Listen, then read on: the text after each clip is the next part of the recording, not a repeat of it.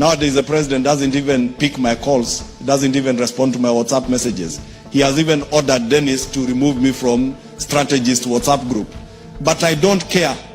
By the way, do you know I was elected to serve the people of Kikuyu? I wasn't elected to please the president. He can replace me as leader of majority. I don't care. After all, I am a Kenyan citizen. I did say here last year during the impeachment process of the former deputy president that this is a dark man with a very dark heart. Very black heart. I dare say today, Honorable Speaker, in this house, Honorable Rigathi Gachagua is the one who directed goons he mobilized to go and murder my parents, destroy my property in Kikuyu, destroy the property of the people of Kikuyu in the name of revenge. Honorable Speaker, we cannot build a country that way. That is why, Honorable Speaker, we are asking the Inspector General of Police. It cannot rest at this. Nobody, not Kimani Ichung'wah, not Rigathi Gachagua, not the sitting members of parliament in this house, Honorable Speaker, who are doing this work, and some 2 senators, Honorable Speaker. Ladies and gentlemen, this is Havana Media, where we ask questions that many are whispering, but few are saying it out loud. So, here in Kenya today, some big political names or some big political figures are disappearing from the public without a reason. Some few days back, we asked the question, where is George Natembeya? But today, we are asking, where is Kikuyu Member of Parliament, Kimani Ichung'wah? In another 20 years or 10 years from today, I may not be a member of parliament for Kikuyu. I do not know who will be the member of parliament for Kikuyu. He has gone silent, or the question is, has he gone silent, or has politics finally caught up with him? Because for months, Kimani Ichung'wah was everywhere, on podiums, on television, in rallies, firing shots left, right and center. Hata hizo mashamba zenyu tutazivamia na wenye hawana mashamba wapate mashamba Kenya hii. He positioned himself as one of the fiercest political voices, attacking opponents, confronting critics, and standing firmly in the eye of every political storm. Ewe, bibi yako ni hapo tu amekukalia, kitako umekaliwa hata uwezi pumua, hata uwezi ongea kama bibi hajaongea. Yesterday, Honorable Speaker, there was an attempt to kill my 105-year-old father and 85-year-old mother. But now, the noise has reduced, the presence has faded, and Kenyans are beginning to notice, asking themselves, is his disappearance strategic or forced? Nowadays, the president doesn't even pick my calls, doesn't even respond to my WhatsApp messages. He has even ordered Dennis to remove me from Strategist WhatsApp group. But I don't care. By the way, do you know I was elected to serve the people of Kikuyu? I wasn't elected to please the president. He can replace me as leader of majority. I don't care. After all, I am a Kenyan citizen. But now I want us to break it down step by step so that we may understand what is happening. So, first, his open clashes with former Deputy President Rigathi Gachagua, if you may remember. Nimeona mpaka hii kijana anaitwa bibi ya Ruto, huyu wa Kikuyu ameita watu hapo kwake, anasomea Uhuru Kenyatta. Ewe, bibi yako ni hapo tu amekukalia, kitako umekaliwa hata uwezi pumua, hata uwezi ongea kama bibi hajaongea. Si unaonanga huyo mtu akienda lazima bibi aongee kwanza ili apewe ruhusa ya kuongea. Sasa wewe mwanaume umekaliwa na bibi, utakuja kuambia wanaume wengine nini? Tunaambia one time kwenda ambia bibi yako. Aende asiende? Siende akaambia one time bibi yake. Hata kwake atakaa one time sababu ya kizubaa. Bibi ako na bishop mwingine, bwana yake mwingine. Yeye ni bwana ya one time, bibi yako na mwanaume mwingine bishop. Najua mabishop wako hapa Pulei. Si bishop wewe Pulei unajua iko mabishop wengine wakora? Si wako wengine? Hata unajiita hapa pastor wa nani? Tunakujua kwa sura na tunajua vitendo ya usiku na ya mchana. William Ruto, jana umetuma vibaraka yako kina Faruk. Na hii kijana ya Kikuyu anasemekana ni bibi ya Ruto. Si mnamjua? Ichung'wah has been seen in multiple public forums taking on Gachagua directly, challenging his influence in the Mount Kenya region, But Mount Kenya politics is very delicate because when leaders fight publicly, supporters pick sides.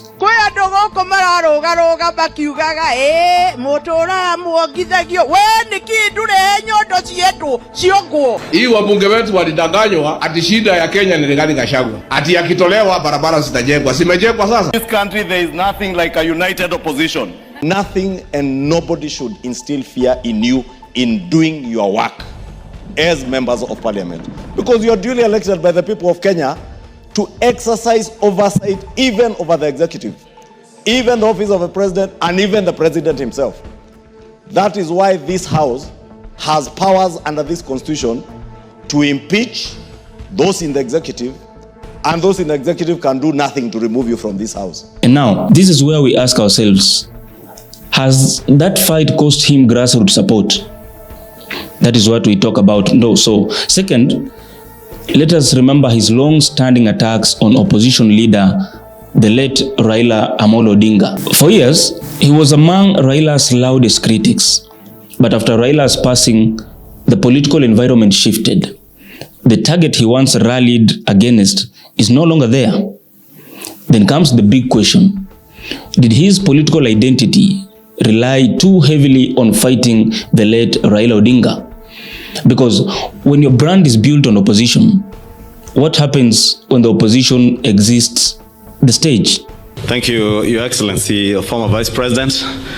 I now have the honor to invite the former Prime Minister, Your Excellency Honorable Raila Odinga, to give his remarks, and thereafter invite His Excellency the President. I think before I make, just hold on, before I make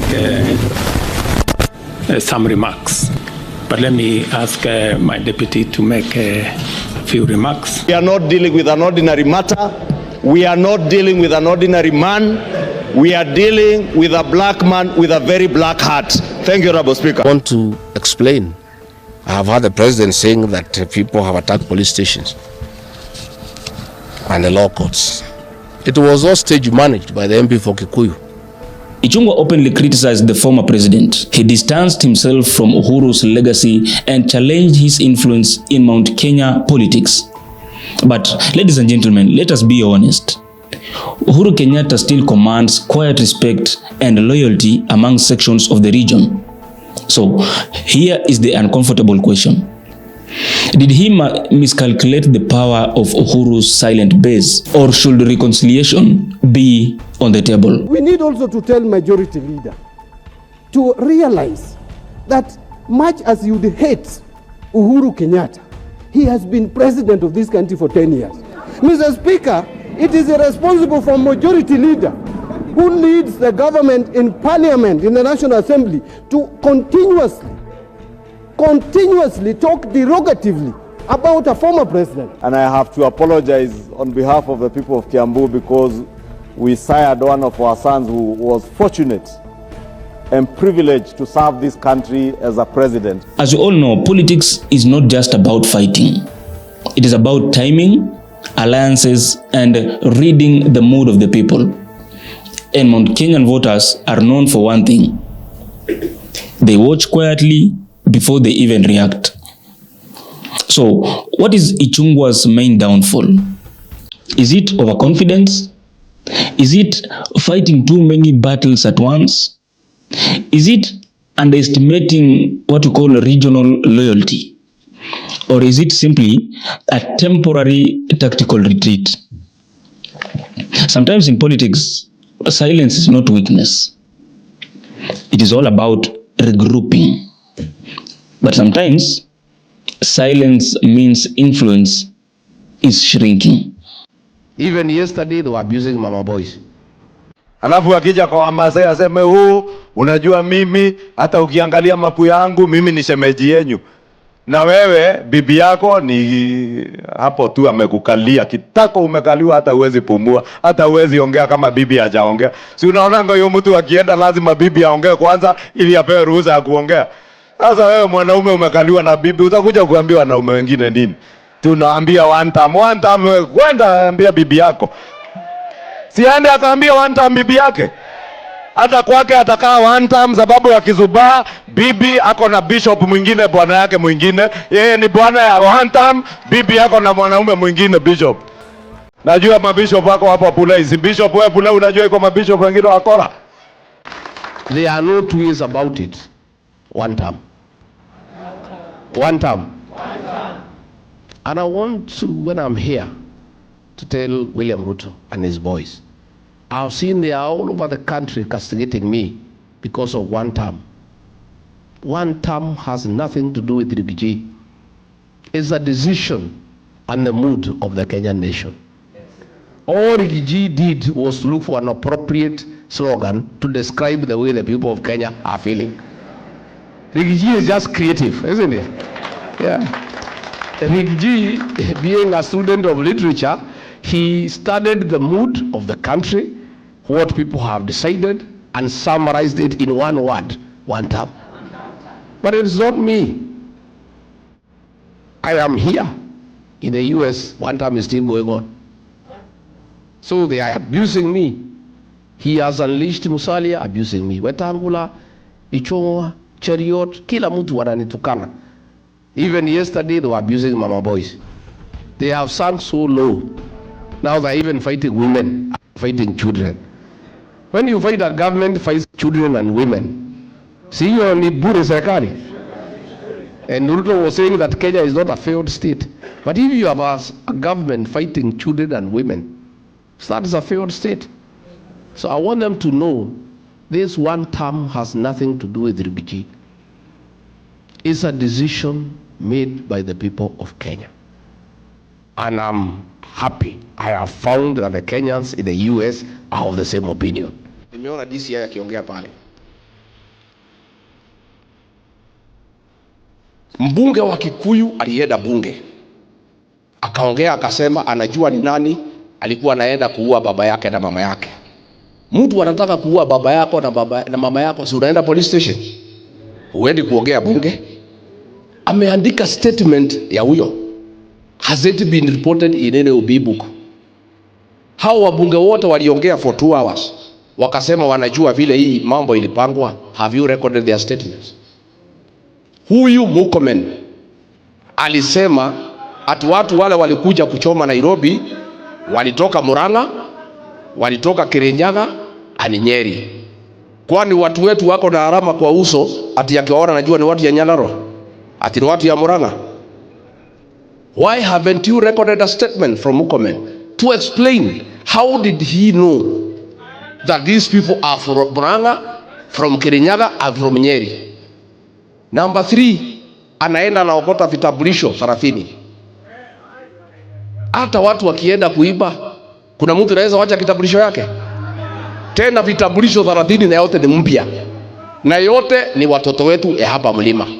What's your beef with Kimani Ichung'wah? I have no beef. That is a psychopath, William Ruto. Kenya's political landscape is shifting very fast. New alliances are forming, old rivalries are cooling, and the region is recalibrating.